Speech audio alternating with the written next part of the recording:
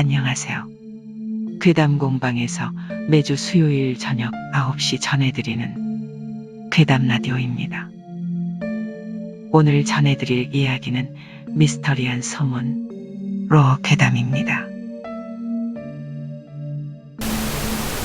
독일 아이제나 지방에는 살아있는 저택이 있다고 한다. 그곳은 들어갈 때마다 방의 위치나 복도의 형태가 바뀐다고 한다. 1972년 대학 조사대가 방문했을 때 학생 중 한 명이 실수로 벽을 손상시켰다. 그러자 커다란 외침이 저택을 울린 다음 이후 이상한 현상은 일절 일어나지 않았다고 한다. 1960년 미국 노스캐롤라이나 지방에서 한 여성이 외계인에게 납치되었다가 돌아왔다고 주장한 일이 있었다. 주장 직후 그녀는 임신을 하게 되었지만 그녀의 출산에 대한 사실은 아무도 모른 채 행방이 묘연해졌다고 한다. 1902년 9월 3일 야마가타현의 한 마을에서 사내 아이가 태어났다. 조산부와 그 어머니는 아이를 보자마자 오른쪽 눈을 붕대로 감싸 숨겼다. 그 남자는 40살이 되어 죽을 때까지 붕대를 풀지 않았다. 결국 그 사람의 오른쪽 눈에 대해서 아는 사람은 아무도 없었다. 런던에서 5년 동안 행방불명이었던 남자가 당시 그 모습 그대로인 채 발견되었다. 남자의 말에 따르면 그는 2층 건물 엘리베이터에서 3층으로 가는 버튼을 발견했다고 한다. 호기심이 생긴 그는 버튼을 눌렀고 밖에 나와보니 5년이 지나 있었다고 한다. 그 빌딩은 남자가 사라진 후 5년 뒤 3층으로 개축된 상태였다. 남아프리카 어떤 지방에 살아있는 인형이 있다고 한다. 영국인 기자가 그것에 대한 이야기를 듣고 취재하러 간 적이 있다. 인형은 그 자리에 우뚝 선 채 조금도 움직이지 않았다. 그 이야기를 현지인에게 말하자 그들의 안색은 단번에 새파래졌다.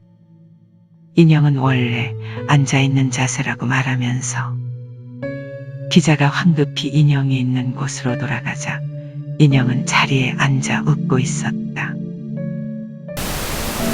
도쿄 시부야구 이노카즈라 거리 부근에 절대 열리지 않는 맨홀이 있다. 그 단단함은 맨홀 안에 납이 주입되어 있다고 생각될 정도이다. 한데 그 맨홀 안쪽에서 무언가 소리를 들었다는 사람이 있다고 한다. 맨홀 아래쪽 지하에는 하수도도 가스관도 지하철도 존재하지 않는다.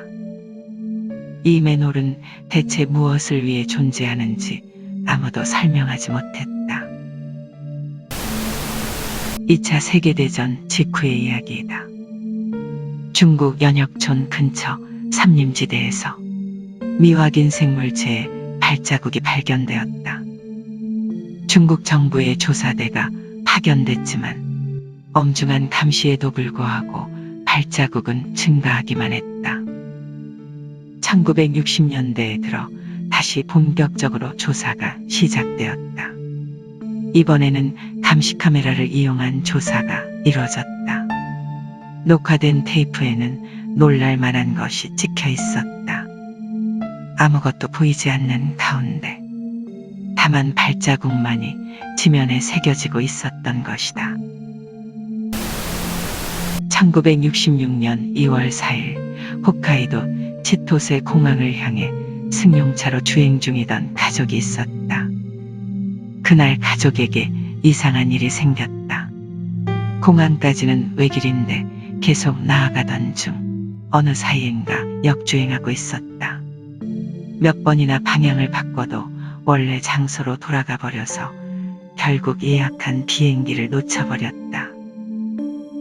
그 비행기는 하네다 전일본항공에서 처음으로 일어난 추락사고 기체인 전일본항공 60편이었다. 벨기에 북부에 실종의 숲이라는 곳이 있다. 그곳에 가면 반드시 누군가가 사라진다고. 현지 사람들은 극히 두려워하며 가까이 가지 않는다. 일본인 대학생 그룹이 놀이 삼아 그곳에 갔을 때 일이다. 숲에 들어갔다 나온 후 그들 5명은 일단 사라진 사람이 있는지 확인했다. 결국 아무도 사라지지 않았다고 안심했지만 귀국할 때 누구의 것인지 알 수 없는 낯선 일본제 가방을 남겨두고 와야 했다. 그것은 도대체 누구의 것이었을까?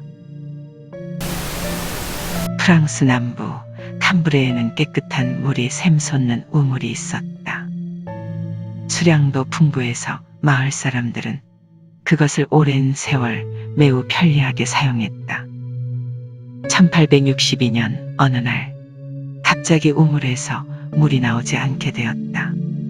이상하게 여긴 마을 사람들은 이유를 확인하기 위해 우물 바닥에 내려갔다. 우물 바닥에는 수맥은커녕 수맥의 흔적조차 보이지 않았다. 다만 돌로 된 바닥이 모습을 드러내고 있을 뿐. 물이 흐르던 흔적조차 없던 우물에서 대체 마을 사람들은 무엇을 마시고 있었던 걸까?